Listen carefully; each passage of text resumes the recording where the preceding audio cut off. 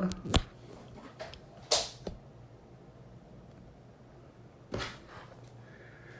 Boa noite, boa noite, boa noite, boa noite, boa noite, pessoal. Sejam bem-vindos. Deixa eu só arrumar aqui nossa lâmpada. Eita.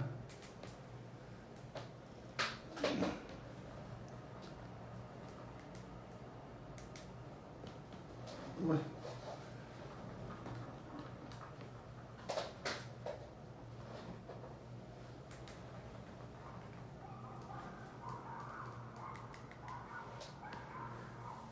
Pronto. Graça e paz, graça e paz, graça e paz, graça e paz. Bora lá? Vamos mandar essa live aí para mais 10 pessoas, 20 pessoas. Manda aí para seus amigos. Clica nesse aviãozinho aí embaixo e já vai mandando para todo mundo. Ontem nós falamos sobre o propósito de Deus eterno de ter uma família. O propósito de Deus de ter uma família eterna. Hoje nós vamos falar sobre o propósito eterno de Deus. Eu vou precisar de alguns dias para a gente falando sobre o propósito eterno de Deus. Depois nós vamos encaixar a família eterna de Deus, a família real, no propósito eterno de Deus, no plano eterno de Deus. Deus tem um propósito eterno, um plano eterno, ou seja, uma vontade eterna. Então hoje nós vamos falar sobre o plano eterno de Deus. Anota aí já, pega a sua Bíblia, pega aí seu marca-texto. Se você tem marca-texto, para marcar aí, se você tem caneta, ok? Ontem nós falamos sobre a família eterna, hoje nós vamos falar sobre o plano eterno de Deus, ou o propósito eterno de Deus, que se constitui na sua vontade eterna. Eu vou falar hoje, amanhã e depois, talvez eu vou precisar de uns 3 dias aí, ou 4, para falar sobre o totalmente sobre o plano eterno de Deus, ok? O plano eterno de Deus. E eu vou falando aqui, lendo os textos com vocês, já estou com a Bíblia aberta aqui, para a gente ler todos os textos que a gente puder aqui, juntos, ok? Então pegue também, se você tem uma Bíblia aí, pegue uma Bíblia. Se você não tem uma Bíblia de papel como essa, ó, ok? Se você não tem uma Bíblia, abre aí no seu celular, no seu computador, a Bíblia online, põe em bibliaonline.com.br, já vai aparecer aí para você, ok? Já vai aparecer para você. E você pode acompanhar também a leitura aí dos textos bíblicos. Mande essa live aí para mais pessoas. Vamos lá, gente. Clica nesse coraçãozinho aí para essa live ficar relevante. O Instagram mostrar ela para mais gente. Eu tô animado hoje, ok? E vamos romper. Eu tô vindo hoje. Pessoal, preste atenção no que eu vou dizer. Eu tô vindo agora, eu acabei de sair agora, da nossa primeira aula com a segunda turma dos Códigos do Reino. E hoje nós falamos sobre identidade. Anote o que eu vou falar agora. Nós falamos sobre identidade. E a identidade começa na certeza. Não há identidade na dúvida. Anote isso. Anote isso. Identidade começa na certeza. Não há identidade na dúvida. Se há dúvida, não há identidade. Aliás, Cristo Jesus, quando foi levado pelo Espírito Santo ao deserto para ser provado por Satanás, a única pergunta, o único questionamento de todos os questionamentos que Satanás faz a Jesus, o único que ele não vai responder é: se eres filho. Ele não vai responder. Em nenhum momento Jesus vai responder, porque só a tentativa, ou só a possibilidade de entrar dúvida no coração dele quanto a isso, já não vai deixar ele responder, porque a possibilidade de entrar essa dúvida no coração dele é zero. Então não vai deixar ele responder. A única coisa que ele não responde, a única coisa que ele tem certeza absoluta e que ele nem precisa responder, porque lá na frente, não nesse momento que ele é tentado por Satanás, ele vai dizer o seguinte: quem me vê, vê meu pai. Você quer saber se eu sou filho dele? É só olhar para mim, né? Olha para ele, olha para mim, você vai ver que eu sou filho. Quer dizer, é a única coisa que Satanás não responde. É a única pergunta que Jesus faz, que Satanás faz, que Jesus não responde, é se eres filho. Então, identidade começa na certeza. Não existe lugar à dúvida na identidade. Se você tem dúvida da sua identidade, você está perdido no mundo e não sabe onde está andando. Então foi muito bom, muito enriquecedor, muito poderoso começar essa primeira turma, ok? Essa segunda turma, segunda, não é a primeira, segunda turma dos Códigos do Reino. E foi muito bom, nós estamos falando sobre a identidade, sobre a certeza da identidade. Hoje nós vamos falar sobre o plano eterno de Deus. Anote isso aí.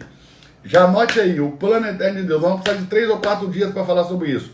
O plano eterno de Deus. E nós vamos começar na criação original, ok? Eu não sei se você sabia. Se não sabia, já vai anotando, ok? Vai anotando. Se você não sabia, já vai anotando. Existiu uma criação antes da criação, ok? Existiu uma criação que foi criada na eternidade e não no tempo. Lembre-se, João 4,24 diz que Deus é Espírito e esse Deus é eterno.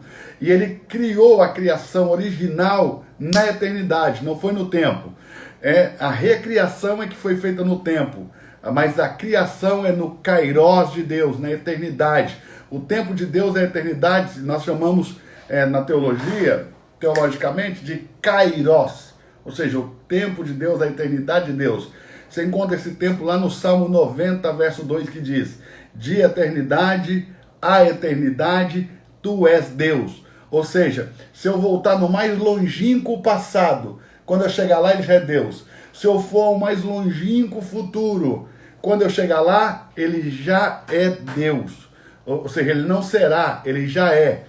Né? Antes que os montes formassem, antes que tu formasse a terra e o mar, antes que existisse o primeiro pó da terra, de eternidade a eternidade, tu és Deus.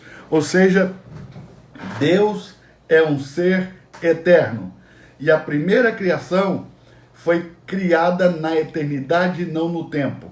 Anote isso, anote isso. A primeira criação de Deus, a chamada criação original de Deus, foi criada na eternidade e não no tempo. E eu vou te provar isso. E é fácil provar isso, não é difícil provar isso não, é fácil provar isso. E eu vou te provar isso. Primeiro, na criação original, ok? Não havia tempo. Só existe tempo, ok? Uma vez que Deus recria a terra. Como que eu vou te provar isso? Simples.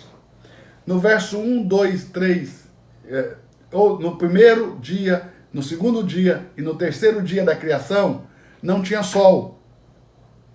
E se não tinha sol, os dias não tinham 24 horas. Porque um dia só tem 24 horas, porque é o tempo que a Terra leva para dar um giro em torno do seu próprio eixo em relação ao Sol. Não tendo sol, os dias não tinham 24 horas.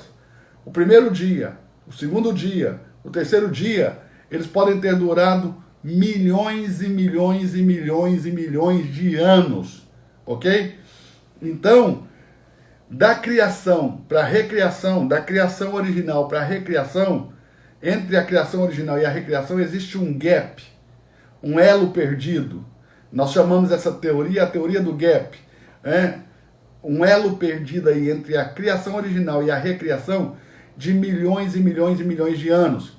Lembrando que no primeiro dia, no segundo dia, no terceiro dia da criação não existia sol, nem lua, nem estrelas. Então os dias não podiam ter 24 horas, porque o dia só tem 24 horas, porque é o tempo que a Terra leva para dar um giro em torno do seu próprio eixo em relação ao Sol. Nós nem começamos. Chama todo mundo aí. Clica nesse aviãozinho, manda essa live agora. Manda agora. Vou te dar 30 segundos para você mandar essa live agora para mais 10 pessoas. Escolhe aí 10 amigos, é rapidinho, é só você marcar. Vai marcando seus amigos aí, manda essa live para mais 10 pessoas aí, porque nós vamos fazer dessa live um tempo poderoso, um tempo edificante, um tempo instrutivo, ok? Pegue aí seus cadernos, pegue aí papel, caneta para anotar, porque vai ser top. Eu vou desativar os comentários já vou desativar os comentários, ok? Mas já vai pegando caneta, papel, manda essa live para todo mundo aí, porque vai ser top. Nós vamos falar sobre o plano eterno de Deus. Vamos lá, vamos desativar esses comentários. Vamos lá. Comentário desativado. Partimos para a aula de hoje, Mistérios da Eternidade. Nós vamos falar sobre o plano eterno de Deus. O plano eterno de Deus. Nós vamos voltar lá atrás, bem atrás, ok? Antes de tudo acontecer. Então preste atenção. Quando Deus vai criar a terra de Gênesis 1:1, ok? Deus vai criar ela na eternidade e não no tempo. Lembrando que a terra de Gênesis 1:1 e a terra de Gênesis 1:2, apesar de serem a mesma terra, elas estão em estados completamente diferentes, ok? Eu vou ler aqui primeiro para você, primeiro, o texto aqui do Salmo 90, verso 2, que eu falei agora, Salmo 90, verso 2. Então, se você tem uma Bíblia digital ou a Bíblia aí de papel, você pode pegar sua Bíblia aí e vir comigo no Salmo 90, verso 2. Eu vou ler o Salmo 90, verso 2, ok? Ah, detalhe, deixa eu mostrar uma coisa aqui para vocês. Eu tenho aqui, ó, essa Bíblia aqui, ó, em ordem cronológica. Se você gosta de estudar Bíblia, se você deseja estudar Bíblia, se você quer conhecer mais das Escrituras, dessa sabedoria milenar, porque o mais fantástico da Bíblia é que são mais de 5.000 anos de conhecimento acumulado em um só livro, ou melhor, em um conjunto de livros, ok? Mas eu tenho mais de 5.000 anos de conhecimento acumulado. E aqui, dessa fonte, beberam os homens mais sábios do mundo. E escreveram aqui alguns dos homens mais sábios do mundo. Por exemplo, os provérbios do rei Salomão. Quem estuda a fundo sabe que os provérbios, tanto como o Eclesiastes, foram escritos também por outras pessoas, não somente por Salomão, mas o próprio rei Salomão, o homem mais sábio do mundo, o homem mais sábio que já pisou na terra, o homem mais sábio do universo, registrou seus provérbios no livro dos provérbios, ok? E também a sabedoria de Eclesiastes, a sabedoria de Salomão. Em breve nós vamos fazer um desafio aí que vai chamar Desafio Sabedoria de Salomão. Já solta esse nome para aí antes que alguém copie da gente. Já solta esse nome para todo mundo. Põe aí hashtag Eduardo Reis, hashtag Desafio Sabedoria de Salomão.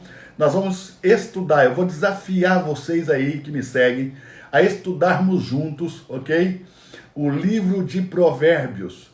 Os Provérbios de Salomão, ok? E também vamos estudar que os Eclesiastes foi escrito por Salomão, Lemuel e Agur, os 3 reis mais sábios que já pisaram na terra. Salomão, Lemuel e Agur. E nós vamos ler tudo que esses caras falaram e vamos discutir a sabedoria dos homens mais sábios do mundo. Por que isso é possível? Porque eu tenho uma Bíblia na mão e a Bíblia é sabedoria acumulada há mais de 5.000 anos dos homens mais sábios que já pisaram na terra. Ok? Então a sabedoria de todos eles está aí. Salmo 90, verso 2 diz o seguinte: antes que os montes nascessem, antes que nascessem os montes, e de criares a terra e o mundo, ou seja, não existia montes, não existiam montanhas, não existia terra, não existia o mundo. De eternidade a eternidade tu és Deus. Então, se a Bíblia tivesse que começar em ordem cronológica, esse versículo do Salmo 90, verso 2, esse versículo nos levaria ao mais longínquo passado, ao mais remoto passado. Ou seja, Salmo 90, verso 2, antes que nascessem os montes, e de tu criares a terra e o mundo, de eternidade a eternidade, tu és Deus. Então anota aí, Salmo 90, verso 2. Nós estamos na eternidade passada. Nós estamos no mais longínquo passado. Nós estamos agora em um momento antes de Deus criar os céus e a terra. Eu sei que não dá para eu falar isso aqui agora, porque pouca gente vai entender, mas quais eram as atividades de Deus antes da fundação do mundo? Tem um chazinho aqui para acalmar, porque eu estou agitado. A palavra de Deus me deixa agitado de alegria interior. Olhe bem, eu fico aqui transbordando de tanta alegria no meu espírito por causa da palavra. A palavra de Deus. Deus fala através desse livro que nós chamamos de Bíblia. Aqui não só contém a palavra de Deus propriamente dita, mas esse livro contém a própria essência de quem Deus é. A palavra de Deus é a própria essência de quem Deus é. Presta atenção. Se nós voltamos aí para o mais longínquo passado que é possível, registrado nas Escrituras, nós voltamos ao Salmo 90, verso 2, antes de Deus criar os montes, a terra e o mundo, né? O cosmos, o universo. De eternidade a eternidade, tu és Deus. Aqui é o mais longínquo que nós podemos voltar. Quais eram as atividades de Deus antes da fundação do mundo?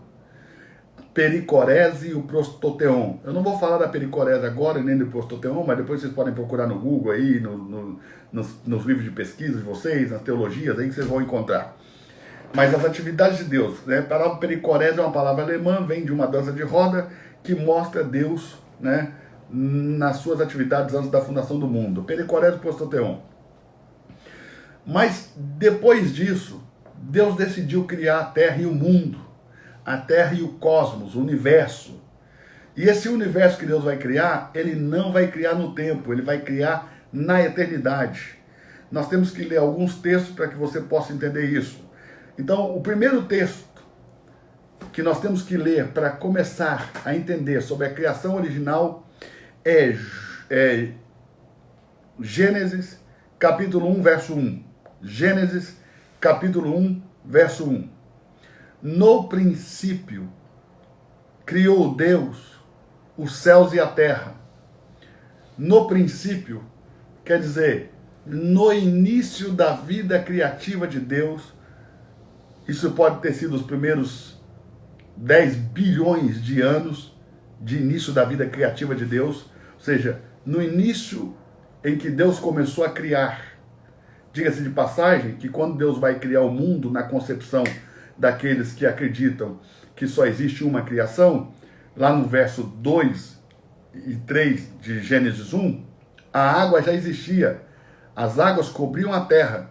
Então aquele não pode ser o início da vida criativa de Deus, porque senão não existiria nem terra e não existiria água. E a água já está ali e a terra está ali. Ainda que Tales de Mileto tenha dito que o arquê da terra é a água, e ainda que Pedro, apóstolo, escreve em uma de suas epístolas que a terra veio das águas.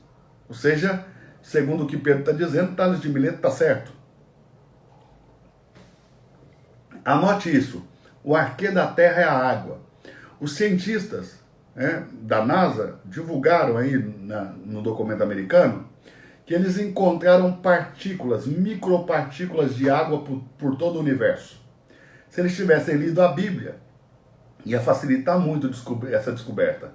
Porque a Bíblia diz que a terra veio das águas e no meio das águas subsiste. Foi isso que Pedro escreveu em uma de suas cartas por revelação do Espírito Santo. Ok? Que a terra veio das águas por revelação divina.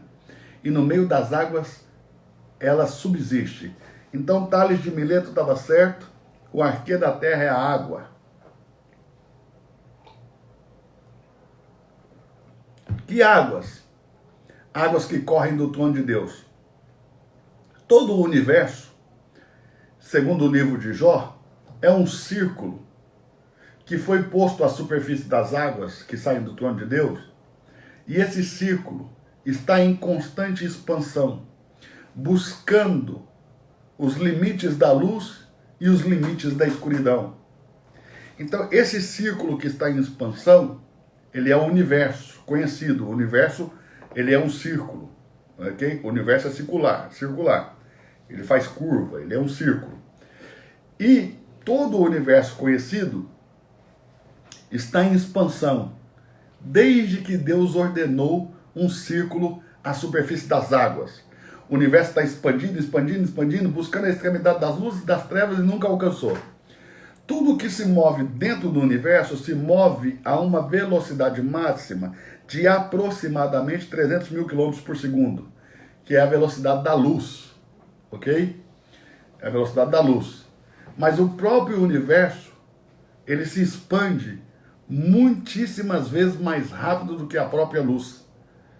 Então, difícil seria sair do universo criado, mesmo na velocidade da luz, só para você entender o que é que acontece quando alguém diz, como João no capítulo 4 de Apocalipse, fui arrebatado em espírito e levado até diante do trono de Deus. Tem que ter rompido mais rápido do que a velocidade da luz, mais rápido do que a expansão do universo, o universo conhecido, para chegar diante de Deus, para estar diante de Deus. Mas vamos lá. Então, Gênesis 1, verso 1 diz: no início da vida criativa de Deus, no princípio, criou Deus os céus e a terra. O que vem depois disso? Ponto. Os céus estão criados e a terra está criada. Detalhe, que os céus que Deus criou, ele não criou céu no singular, ele criou céus no plural. A palavra hebraica aí, shamayim, é uma junção de duas palavras, é um dual. Nós temos muitos duals no hebraico, né? No português nós não temos, nós temos plural, mas no hebraico tem muito dual, ou seja, a junção de duas palavras. Eixe, fogo, maim, água. Então, céus aí, literalmente traduzido, é fogo, água. Eu tenho aqui um livro do Haroldo de Campos, que se chama A Cena da Origem. Haroldo de Campos, que é um imortal da Academia Brasileira de Letras. E ele tem aqui um livro, eu tenho o livro dele aqui, A Cena da Origem, onde ele traduz da língua original do hebraico para o português. Ele estudou hebraico durante muito tempo, estudou russo também, mas ele traduziu do hebraico para o português, ao pé da letra, na visão de um acadêmico literal, sem religião ou religiosidade, sem pender para nenhuma teologia, ok? Ele traduziu como alguém das letras, ok? É um imortal da Academia Brasileira de Letras. Então presta atenção. Ele traduziu assim: fogo, água. O que é o céu? O céu é uma junção de fogo e água. Quando João viu o céu, quando o profeta Daniel viu o céu, eles disseram: um rio de fogo. Ao mesmo tempo que é fogo, é água. É um rio de fogo. É fogo líquido. É fogo e água juntos. Shamayim. Essa é a palavra hebraica para céus. Fogo, água. Então, no princípio, Deus criou os céus. Ou seja, um firmamento entre o fogo e a água. Um firmamento entre o fogo e a água. E ele chamou esse firmamento céus. Shamayim. Ou seja, fogo, água. Então, guarde isso. E ele criou a terra. Ok? Ponto. A terra está criada. No verso 2 de Gênesis 1, era a terra sem forma e vazia. Era a terra sem forma e vazia. E havia trevas na face do abismo. E o Espírito de Deus pairava sobre a face das águas. Como eu sei que havia um dilúvio mundial, um dilúvio sobre toda a terra, basta a gente ver o verso 9, que Deus vai ordenar, depois da separação de águas sobre o céu, e águas embaixo dos céus, e águas embaixo da terra, ele vai ordenar que as águas que estão sobre a terra se reúnam todas em um só lugar, e ao ajuntamento das águas ele vai chamar mares, e então vai aparecer a porção seca. Não havia porção seca porque a terra estava debaixo de águas em um dilúvio, águas de juízo, porque a criação original caiu em juízo por causa da rebelião do querubim, que nós chamamos Lúcifer. Na verdade, Lúcifer, algumas pessoas vão dizer até que Lúcifer, esse nome Lúcifer não existe na Bíblia. Ok? Mas o nome Lúcifer, o termo Lúcifer, ele vem do latim, né? É um termo que vem do latim. O termo Lúcifer vem do latim. E esse termo Lúcifer vem de Vênus, ou seja, a estrela da manhã. Se você acordar pela manhã bem cedo, dá uma olhada para o céu, que você vai ver que tem uma estrela que parece insistir em brilhar quando o sol vai nascendo. Isso é Vênus refletindo a luz do sol. Quando o sol brilha na sua força ao meio-dia, então já desaparece. E como Lúcifer é chamado estrela da manhã, ou seja, Vênus, estrela da manhã, Lúcifer, portador de luz, aquele que reflete uma luz que não é sua. Ele não tem luz própria, ele reflete a luz de outrem, ele reflete a luz de alguém, ele não tem luz própria. Tanto que o dia que ele pecou, a luz se retirou dele. O que restou? Trevas. E aí nasceu o anjo das trevas. Foi no dia em que a luz se retirou dele. Lembra que nós falamos ontem? Não pode haver trevas onde não houve luz primeiro. Não pode haver um anjo das trevas que primeiro não tenha sido um anjo da luz. Ó, nós estamos batendo aí as 1000 pessoas. Se você compartilhar essa live agora, para mais 10 pessoas, nós vamos passar fácil de 1000 pessoas e vamos edificar muita gente aí, muita gente vai aprender sobre os mistérios da eternidade. Então entenda, o nome hebraico do anjo que nós chamamos Lúcifer é Heilel Ben Shahar. Heilel Ben Shahar. Ele é chamado Ben Shahar porque é o filho da luz, ok? Heilel Ben Shahar. Então esse é o nome. O nome não tem que traduzir. Então você já vê que aí deu uma grande pegadinha, né? Parece que querem nos afastar da ideia de quem é esse Heilel Ben Shahar. Nós temos escrito sobre ele em Isaías 14, a partir do verso 12, e em Ezequiel, no capítulo 28 também, a partir do verso 12, vai falar sobre ele, sobre o anjo. Ainda que em Ezequiel tenha muitas controvérsias, porque as pessoas discutem que ali está falando do rei de Tiro. Bom, para quem conhece um pouquinho do estudo da Bíblia ou da teologia, já sabe sobre a linguagem figurada e sobre as projeções proféticas. Então, no começo do capítulo 28, vai falar sobre o príncipe de Tiro. No verso 11, vai falar sobre o rei de Tiro. Por que Deus vai usar uma figura de linguagem para falar de Lúcifer, do anjo Lúcifer? É simples. Você não consegue imaginar algo que você nunca viu. Se eu te pedisse aqui agora, imagine uma coisa que você nunca viu antes. Você não poderia fazê-lo. Você certamente imaginaria alguma coisa que você já conhece. Mas ninguém pode imaginar aquilo que não conhece. Então, quando Deus quer falar de coisas que nós não conhecemos, que são mistérios muito ocultos no céu, ou na terra, ou até debaixo dela, Deus vai usar figuras de linguagem ou projeções proféticas. O príncipe de Tiro, no começo do capítulo 28, que quer ser Deus, ainda que seja homem, é uma tipologia, é uma figura de linguagem do anticristo, que há de vir no final aí dos tempos, no início da paz, da última semana, das 70 semanas do profeta Daniel, que o profeta Daniel profetizou, nos últimos 7 anos, serão 3 anos e meio de falsa paz, 3 anos e meio de grande tribulação. Nós estamos aí no desafio de Apocalipse. Quem está estudando Apocalipse sabe exatamente do que eu estou falando, com muita propriedade, porque nós ficamos 22 dias estudando o Apocalipse e ainda sábado nós vamos passar uma tarde inteira para matar de vez aí o estudo do livro do Apocalipse. Descomplicamos o Apocalipse em 22 dias e agora em junho, de 1º a 7 de junho, nós vamos começar um desafio que é o desafio da carta aos Efésios, mas nós vamos chamar de desafio de Efésios.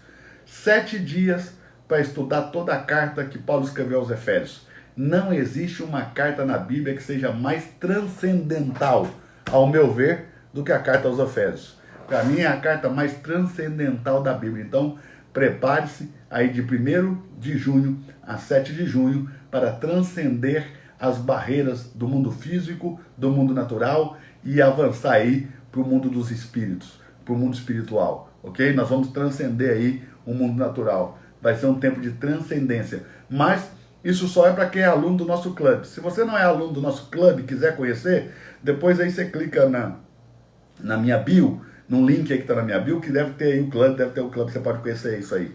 E aí você pode participar se você quiser. Se não quiser, também não tem problema, fica aqui no Instagram e vai aprendendo por aqui mesmo. Mas olhe bem, então esse Lúcifer, Heilel Ben Shahar, é falado dele no Ezequiel 28, a partir do verso 11. O rei de Tiro é uma tipologia, é uma projeção profética desse anjo, Heilel Ben Shahar, Lúcifer, né? ou seja, o portador da luz, a estrela da manhã, o filho da alva, ok? Aquele que debilitava as nações. Então entenda isso aí. Esse Lúcifer, por que ele vai ser apresentado em uma projeção profética? Anote, porque ninguém pode imaginar o que nunca viu. Eu uso aqui o Apocalipse capítulo 4 para te fazer entender isso. Em Apocalipse no capítulo 4, João diz: eu olhei para o céu. Quando eu olhei, eu vi. Tinha uma porta aberta no céu para mim. E a primeira voz que, como de trombeta, ouvira falar comigo, me disse: sobe aqui e mostrar-te-ei as coisas que depois destas devem acontecer. Ele disse: imediatamente eu fui arrebatado em espírito e levado ao céu, diante de Deus. E eis que estava um trono posto no céu, e um assentado sobre o trono. João não ousa dizer quem ele é. Daniel, no capítulo 7, verso 9, verso 10, vai dizer: é o ancião de dias, ok? Cujo trono é como chama de fogo, as rodas do trono é como fogo ardente. Mas João não vai ousar dizer quem ele é. João diz: ele é na aparência semelhante a uma pedra de jaspe, a sardônica. Olha João usando a tipologia, a projeção profética, usando algo conhecido para falar de algo que ninguém nunca viu. Deus nunca foi visto por ninguém. Aquilo que João viu era a semelhança. Mas vamos lá. E o que ele está vendo é semelhante a uma pedra de jaspe, semelhante a sardônica. Ele mesmo diz semelhante. Um arco celeste está ao redor do trono. E vi outros 24 tronos colocados ao redor do trono, 24 anciãos, vestidos com vestes brancas, e tinham nas suas cabeças coroas de ouro. Ele disse: e eu vi 4 animais, 4 seres viventes, 4 querubins, ok? Eles tinham 4 rostos. Cada um tinha um rosto. Para cada lado que eles queriam ir, tinha um rosto. Eles não precisavam virar quando andavam, porque se iam para frente tinha um rosto, se iam para trás tinha um rosto, se ia para a direita tinha um rosto, se ia para a esquerda tinha um rosto, ok? Então, os seus rostos eram como, olha o que João vai dizer, semelhante, o primeiro, semelhante a de um leão, semelhante ao de um homem, semelhante a de um bezerro, semelhante a uma águia quando está voando, semelhante, não é igual. Você não pode pegar uma águia, um boi, um homem e um cordeiro e colocar ali, ó, um carneiro, e colocar tudo junto, porque isso não é um querubim, isso vai virar uma abominação, isso vai virar uma anomalia. Ele diz: é semelhante. Não há nada na terra como aquilo que João estava vendo. Então João pegou o que havia de mais semelhante para que as pessoas pudessem imaginar o que ele está falando. Assim também Deus vai usar aí o capítulo 28 de Ezequiel para projetar o príncipe da iniquidade, que é o anticristo, no príncipe de Tiro, e Lúcifer, que é o espírito do anticristo. Satanás é o espírito do anticristo, ok? Vai projetar também aí na figura do rei de Tiro. Então isso chama-se projeção profética. Então, antes da rebelião acontecer, e nesses textos nós vemos a rebelião, e nesses dias eu vou ler esses textos com vocês, mas antes dessa rebelião acontecer, Lúcifer, ele era um querubim. A palavra querubim é uma palavra de origem hebraica, né? Quer dizer guardião, ok? E também vai dizer que ele era um querubim ungido para guardar. Guardar o que de quê, se não havia diabo? Hoje, qualquer coisa que o ser humano quer guardar, ele guarda do diabo, do maligno, do inimigo, do adversário. É assim que ele é chamado. Da antiga serpente, do dragão. Mas não havia diabo. Então Lúcifer deveria guardar o que de quê? Todas as coisas que Deus cria, todas as vezes que Deus cria algo, para tudo que Deus cria, ele prescreve uma lei. Deus prescreve uma lei para todas as coisas criadas. Ou seja, lá em Jó, vai dizer que Deus prescreveu uma lei para as chuvas. As chuvas estão debaixo de uma lei de Deus, para que não chova mais do que tem que chover. E quando chove mais do que tem que chover, e isso causa morte e destruição, a natureza, a criação está em desobediência. Lembrando que o mundo que nós agora conhecemos, ele não está em estado normal. O mundo está em um estado de anormalidade, um estado caótico depois do pecado de Adão. Quando Deus diz, maldita é a terra, Adão, por tua causa. Ok? O mundo entrou em um estado de anormalidade. O mundo conhecido não está em um estado de normalidade. Ok? No milênio, depois da volta de Cristo, que ele prometeu voltar sobre as nuvens com poder e grande glória, e estabeleceu um tempo de 1000 anos, de um reino perfeito, de uma era de regeneração das coisas criadas. Então as coisas serão regeneradas, elas serão restauradas. Aliás, a palavra não é regeneração, perdão. Tira a palavra regeneração aí, põe a palavra restauração. Haverá um tempo de restauração. E as coisas serão restauradas como eram antes de Adão pecar.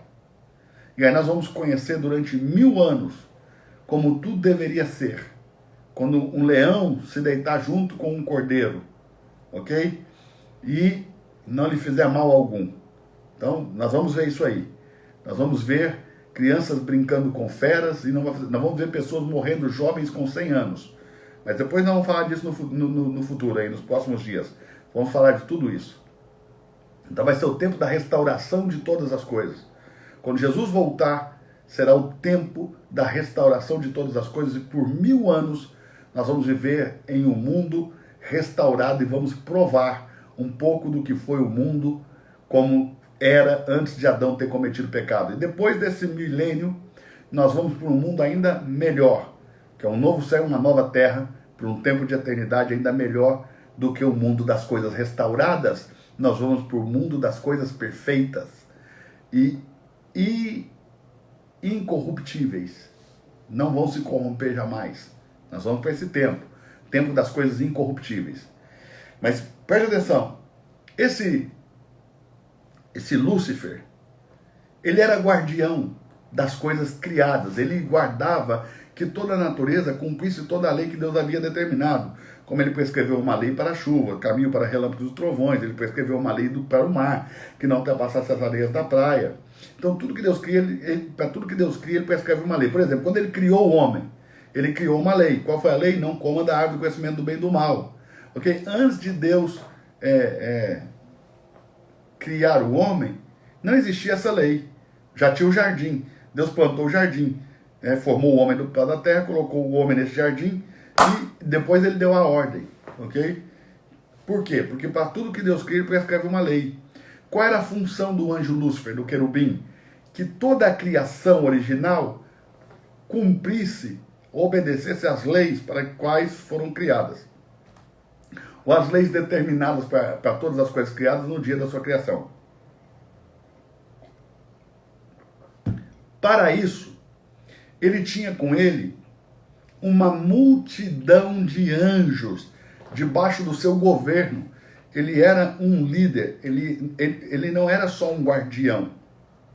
Eu sei que as pessoas, quando você fala querubim, a maioria das pessoas pensam que querubim é uma posição hierárquica, né? Mas a palavra querubim quer dizer guardião. Por exemplo, aqueles anjos que estão no trono, que João viu com 4 rostos, eles são, por exemplo, querubins, ok? Mas não são querubins como Lúcifer. Miguel é um querubim, mas não é também um querubim como Lúcifer, é um outro tipo de querubim. Então, querubim quer dizer guardião, porque guardam coisas diferentes, não são iguais. Aqueles querubins do trono são os guardiões da glória de Deus, ok? Miguel guarda os céus. E aí vai. Lúcifer tinha que guardar a criação original, as coisas físicas da criação original. Dessa criação original é que nasceu a teoria de Darwin, dos seres pré-históricos, que nós podemos chamar aqui de seres pré-adâmicos. E é daí que também que vem os fósseis dos animais, dos dinossauros, né?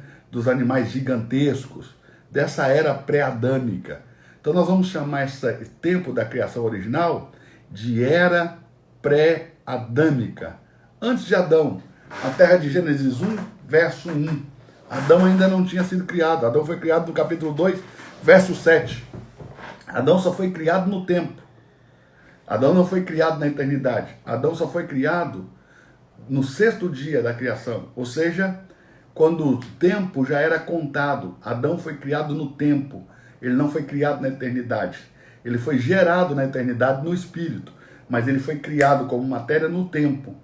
O que prova que a terra original não era para um homem nascido do pó da terra, porque Deus nunca manifestou o desejo de fazer o homem na eternidade, de criar o homem, de formar o homem.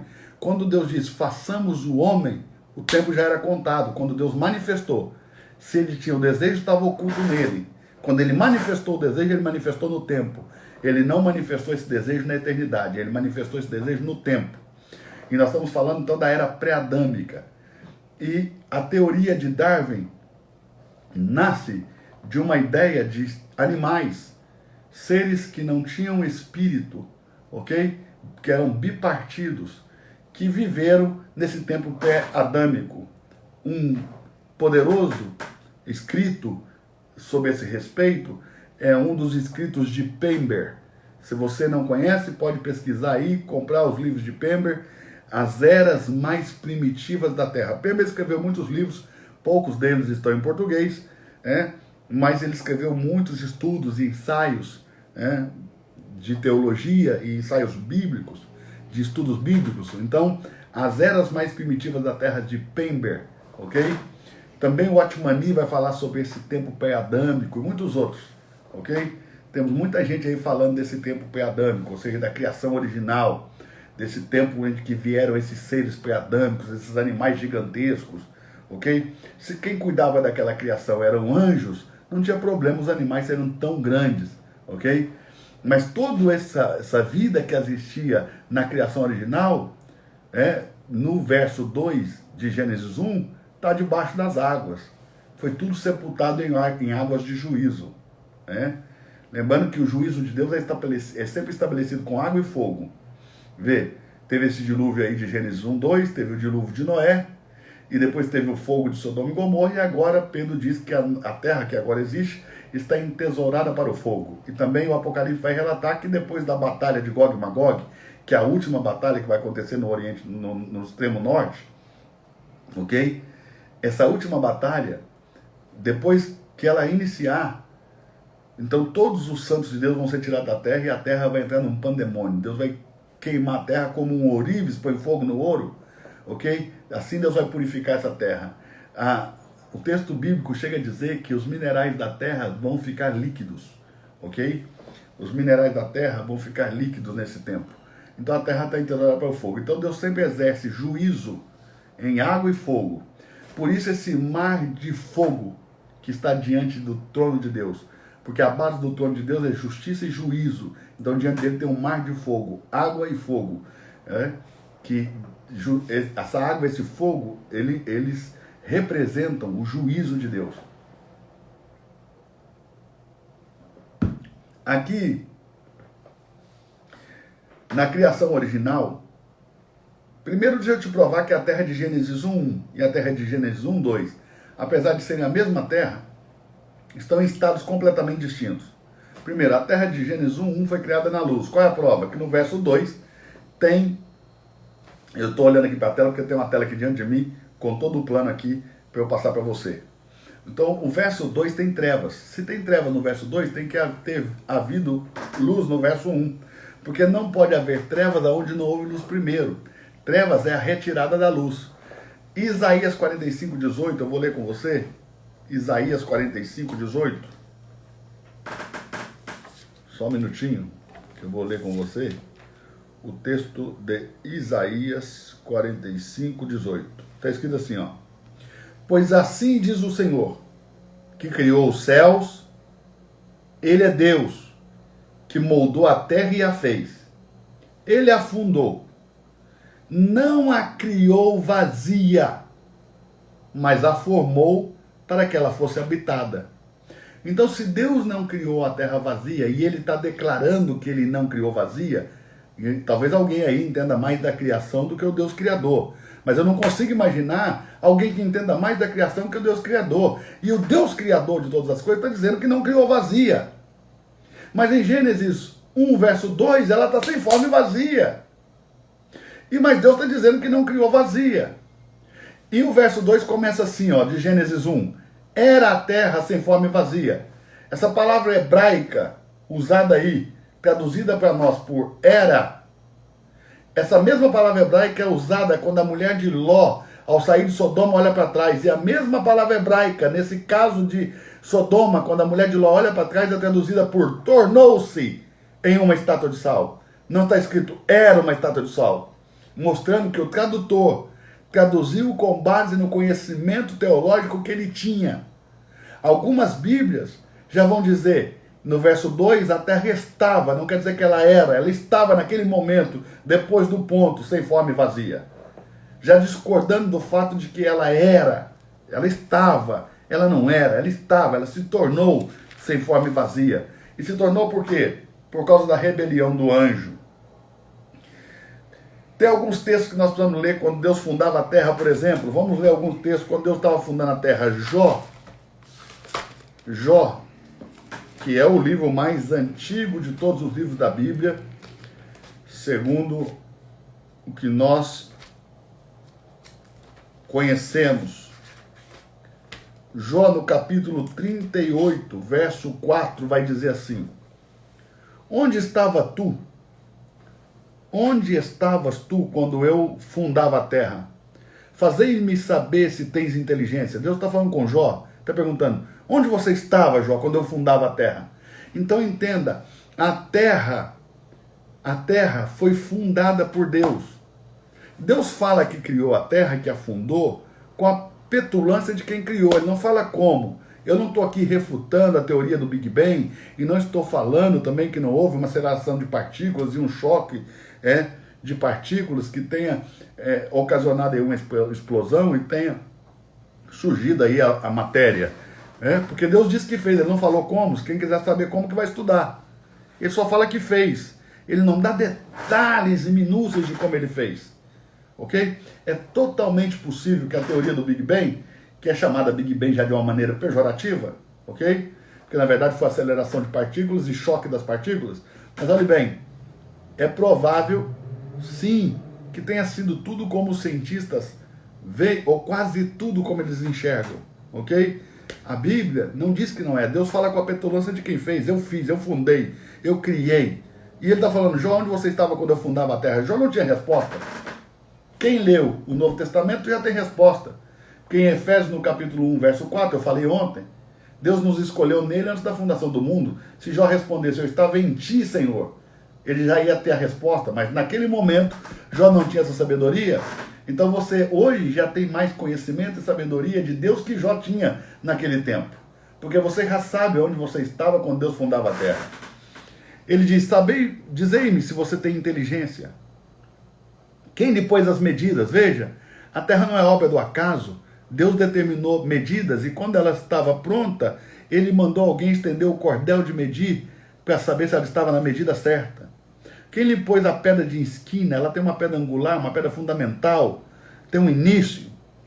Quando as estrelas da alva juntas alegremente cantavam, a palavra estrelas aqui está sendo usada como sinônimo de anjos.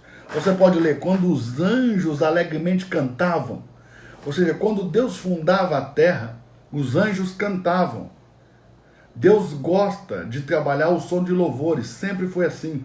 Desde a fundação do mundo, Deus trabalha o som de louvores. Então, quando você precisar que Deus trabalhe em seu favor, cante, louve, coloque um louvor e deixe Deus trabalhar. Ele trabalha o som de louvores. Quando as estrelas da alva juntas alegremente cantavam. Alguém pode dizer, mas está dizendo estrelas, Eduardo, não está dizendo anjos. É simples. Nós aprendemos pela tradição, a maioria aprendeu pela tradição e não pela leitura bíblica, que 1/3 dos anjos se rebelaram com Lúcifer, o querubim, e caíram com ele. O único texto na Escritura que vai falar de porcentagem de anjos que caiu, não chama esses anjos de anjos, e sim de estrelas, que é Apocalipse, capítulo 12, verso 4, que vai dizer que na queda do dragão, a sua cauda arrastou com ele 1/3 das estrelas do céu. 1/3 das estrelas do céu. Jesus também disse que viu Satanás cair do céu como um raio. Ok? Então, sem dúvida, ele caiu. E a cauda desse dragão arrastou terça parte das estrelas do céu. Se nós não aceitarmos que essa palavra estrelas, aqui em Jó 38:7, está sendo usada como sinônimo para anjos, nós também não podemos mais dizer que um terço dos anjos caíram, porque o único texto que fala sobre porcentagem de anjos que caíram não chama os anjos de anjos, os chama de estrelas. Aliás, Lúcifer é chamado em Isaías 14:12 de estrela da manhã. O anjo Lúcifer, Reilel Ben Shahar, ok? É chamado de estrela da manhã. Quando as estrelas da alva juntas alegremente cantavam e todos os filhos de Deus rejubilavam. Aqui esses filhos de Deus também são anjos. Em Jó, no capítulo 1, verso 6, eu vou vir aqui. Jó 1, no capítulo 6. Jó, no capítulo 1. Se você tem uma Bíblia, acompanha aí comigo. Jó, no capítulo 1, verso 6, diz assim: num dia em que todos os filhos de Deus vieram apresentar-se perante ele, veio também Satanás entre eles. Ou seja, aqui está falando claramente de anjos. Capítulo 2 de Jó, verso de número 1 também. Vindo um outro dia, em que os filhos de Deus vieram se apresentar diante dele. Ou seja, os anjos se reúnem em assembleia diante de Deus, sempre, ok? Costumeiramente, de contínuo. É algo comum. Comumente eles se reúnem diante de Deus. Todos os anjos se reúnem ali em assembleia diante de Deus. Lá em Hebreus, no capítulo 12, verso 9, vai dizer que Deus é Pai dos Espíritos. Em Hebreus, no capítulo 1, verso 14, vai dizer que os anjos são espíritos. O que é um anjo? Um espírito. Você sabe que o termo anjo vem da palavra grega angelo, que quer dizer mensageiro. Não está falando da natureza desses seres, está falando do ofício. No hebraico, malak, também está falando do ofício e não da natureza. Qual é a natureza desses seres que nós chamamos de anjos? Porque nós os chamamos pelo seu ofício e não por aquilo que eles são. Ok? Mas eles são espíritos. Aliás, em Hebreus diz que Deus faz dos seus anjos espíritos. Então, os anjos são espíritos. Todos os anjos são espíritos. E quando esses espíritos se reúnem diante de Deus, também Satanás vem. Então, quando lá em Jó diz que os filhos de Deus rejubilavam, está dizendo que anjos cantavam e anjos se alegravam pela criação original, pelo mundo original que Deus estava criando. Esse mundo original vai estar debaixo do governo desse anjo chamado Lúcifer. Toda a criação original. Vale lembrar que Cristo Jesus era um mistério, era mais um mistério da eternidade. Um mistério escondido pelos séculos dos séculos. Um mistério escondido na eternidade. Como nós lemos ontem, Romanos 16, 25. Um mistério que foi guardado em silêncio desde os tempos antigos. Eu vou ler Romanos de novo, eu vou ler aqui Romanos de novo. Romanos, se você ontem não conseguiu anotar, anote hoje aí. Romanos capítulo 16 e verso 25. Romanos capítulo 16 e verso de número 25. Olha como está escrito. Ora, aquele que é poderoso para vos confirmar segundo o meu evangelho. Isso é Paulo escrevendo, Paulo falando. Paulo apóstolo. Isto é, a proclamação de Jesus Cristo conforme a revelação. Olhe bem, está acontecendo uma revelação. Veja bem, era um mistério. O mistério está sendo revelado conforme a revelação do mistério. Que mistério? Jesus Cristo. Guardado em silêncio. Olha isso. Guardado em silêncio nos tempos eternos. Jesus Cristo era um mistério escondido, um mistério guardado em silêncio. Nem os anjos sabiam que Deus tinha um filho, o unigênito do Pai, que agora é primogênito entre muitos irmãos, porque Deus tem muitos filhos. Deus queria filhos, plantou um filho. Jesus mesmo disse se um grão caindo na terra primeiro não morrer, como gerará frutos? E uma semente não pode gerar frutos de outra espécie. Uma semente gera frutos segundo a sua espécie. As árvores frutíferas que dão semente geram frutos segundo a sua espécie. Se Deus quer filhos, ele tinha que plantar um, ele plantou um filho e colheu muitos. E a primícia é Cristo, Jesus homem, porque ele é o filho do homem e filho de Deus. Enquanto filho de Deus, Deus é seu pai. Enquanto filho do homem, Deus é seu Deus. Por isso que em Efésios 1:3, Paulo, o apóstolo, vai escrever: bendito o Deus e o Pai de nosso Senhor Jesus Cristo. Deus e Pai. Ou seja, de Jesus Cristo, Deus é Deus e é Pai. Mas se Jesus Cristo é Deus, como que Deus pode ser Deus de Deus? Então, está falando do seu aspecto humano, da sua encarnação. Jesus, homem. Jesus Cristo, homem. Aliás, não há nenhum mediador entre Deus e os homens, a não ser Cristo Jesus, homem. O que faz a mediação entre Deus e os homens é outro homem. Por um homem entrou o pecado no mundo, por um homem o pecado deve sair. Jesus Cristo é o filho do homem.